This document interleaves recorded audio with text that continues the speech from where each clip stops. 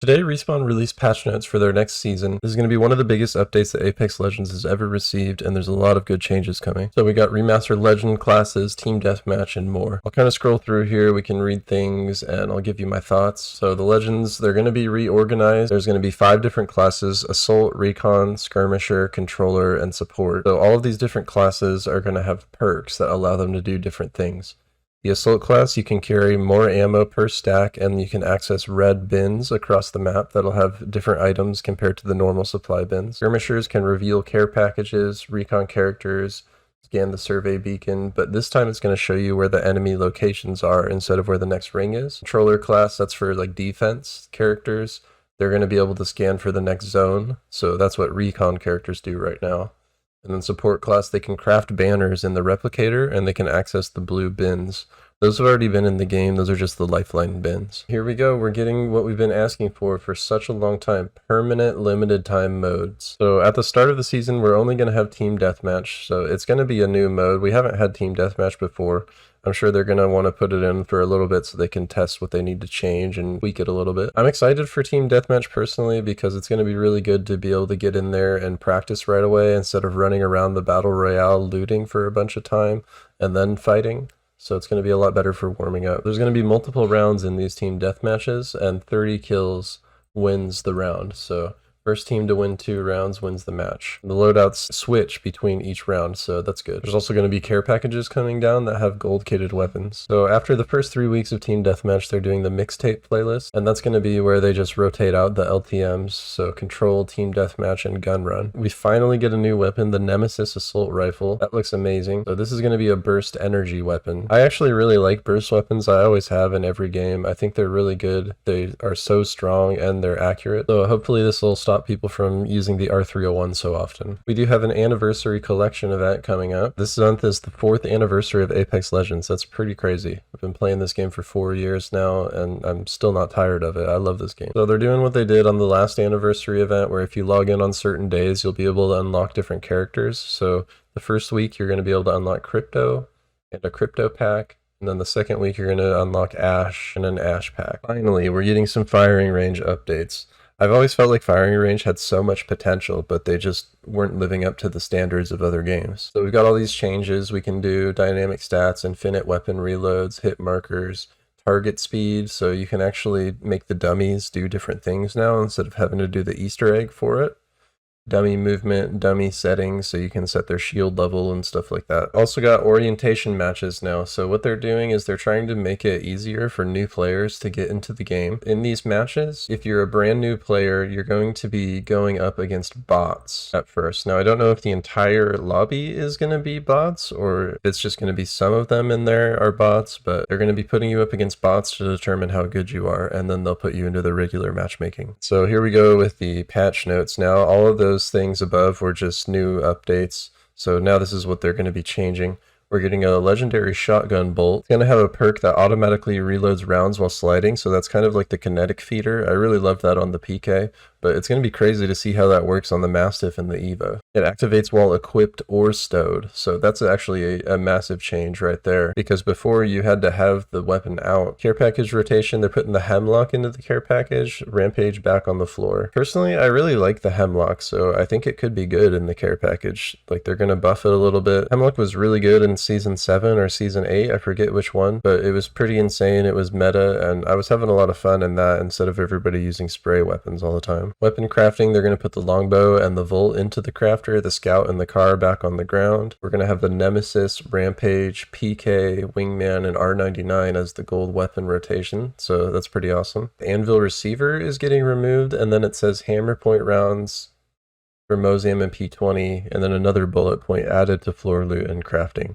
So I just assume, because Anvil Receiver is in the game right now, so they're getting removed. Hammer Points is not, so they're getting added. Rare tier increased to Legendary, so it's going to be harder to find golden items and hop-ups. RSMG getting the base ammo capacity reduced by 1, and the R9 is getting an increased damage by 1. So this is going to make the R9 a lot better of a choice than the car, because the car has more recoil, you also can't put a laser sight on it, and it's getting a little bit less ammo per mag. Assault Rifle significantly reduced hipfire accuracy. If this makes them as bad as the LMGs for hipfire, it's going to be pretty crazy because the assault rifles are really good for hipfire right now. The LMGs are so bad. A lot of times though, you can outgun an SMG or something with an assault rifle if you're just hipfiring it. R301 damage reduced to 13 instead of 14, so that's 1 damage less per shot, so that actually might make a huge difference. The hemlock damage was increased to 23 per shot. That's crazy. It is in the care package, but 23 per shot, I think that's the strongest it's ever been. Headshot multiplier increased as well. Improved recoil. It's going to get the boosted loader, so that's pretty crazy. Mastiff buffs. Let's go. The spread pattern adjusted to be tighter. That's really good. Added tactical stocks to improve reload speed and handling. That's amazing. Increased projectile size at close range. I love the Mastiff. It was just in a really bad spot this season because it only had 5 shells in it. They took away the dual shell, so you couldn't reload it fast. It was just really hard to fight an entire team like it to clutch up a 1v3 or a 1v2 if you had a Mastiff with 5 bullets. Peacekeeper's also getting tactical stocks added, so that's good, and increased projectile size on the Peacekeeper. EVA 8, increased projectile size at close range. The EVA 8 is overlooked quite a bit. That's actually pretty insane. The EVA might be the one that shines this season. Rampage damage reduced to 26 and no longer auto-energizes when picking up, so that's good. Energy decay slower when not firing, so the Rampage, it is gonna have that K on the charge up. It's just not gonna be as bad as it was before. And here we got some legend changes, so this is what I'm excited about for the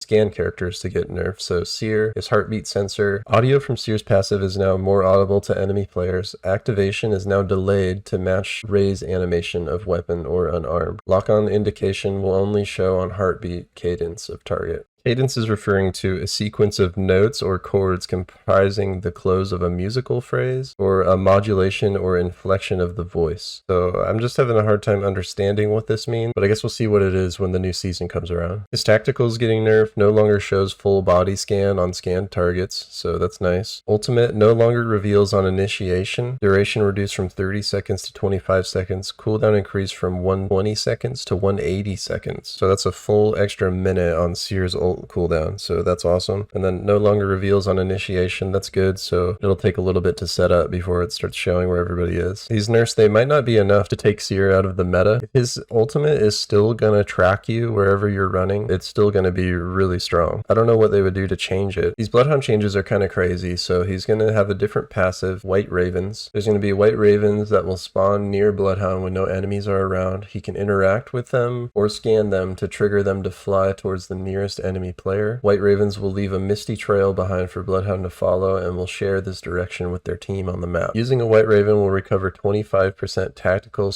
/ ultimate charge. Scanning a White Raven will fully refund the tactical charge. That's kind of crazy. If done properly, I think Bloodhound will be able to scan quite often. Tactical ability, reduce full body scan time from 3 seconds to 1 second. So he's not going to really be able to track you through walls when you get scanned. It's just going to show your current position. Diamond target on scanned enemy is unchanged. So actually, they aren't going to be able to see which direction your player model is facing, but there's still going to be a diamond around you showing them where you're moving to. In my opinion, that's not that big of a change. His ultimate no longer recharges or speeds up the cooldown rate of Bloodhound's tactical, so you're probably going to get 1 or 2 scans when you're in your ult now instead of a ton of them. His ult will launch a White Raven that flies towards the nearest enemy. Killing an enemy while in the Beast of the Hunt will also trigger a White Raven. Mirage also getting some changes. His passive, Now You See Me. Mirage and his ally now remain cloaked after a revive for 3 seconds. Weapons remain stowed while cloaked, and drawing your weapon will remove the cloaking effect early. So that's kind of cool. That's a pretty good change to Mirage. It might help him be a little more meta. Bamboozles are now only triggered by bullet fire and melee. So no more grenades, I guess, and no more like Maggie ball exploding on the Mirage clones. Not sure. Enemies who are bamboozled now receive notifications on their screen.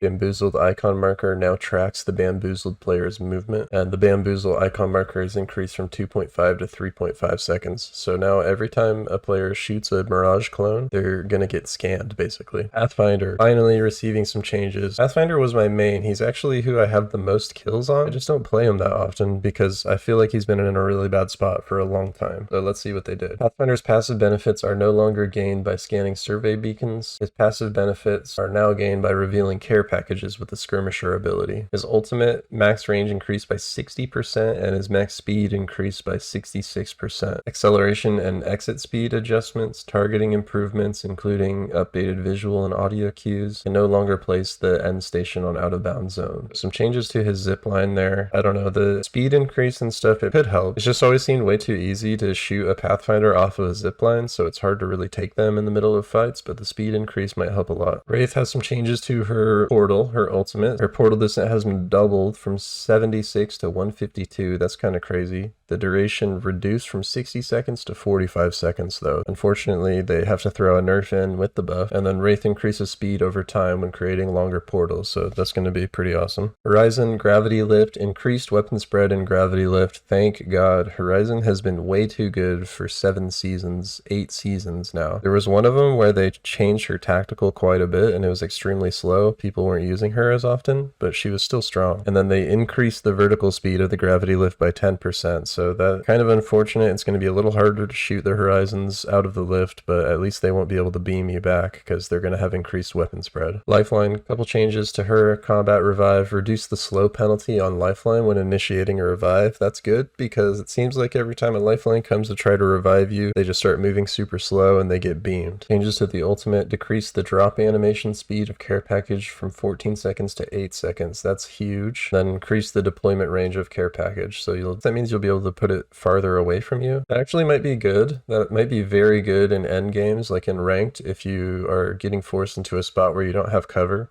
Maybe Lifeline, since she can deploy the care package further away from her, she'll be able to put down the care package. It'll come down in 8 seconds, and then you'll have a little indestructible object that you can play. Ranked is getting map rotations finally, so every 24 hours the ranked map is going to be switching instead of you having to play on the same map for an entire split. We're going to get World's Edge, Storm Point, and Broken Moon. That's pretty awesome. So this other stuff, it's just kind of like quality of life and things like that, so I'll just scroll through, and if you guys want to read one of these things, you can pause it if you'd like, but it's just a bunch of bug fixes and quality of life things. So I really appreciate you guys supporting me. It means a lot on the YouTube channel. I've actually applied for partnership recently, and the streams have been killing it. So if you guys aren't subscribed yet, make sure to hit that subscribe button.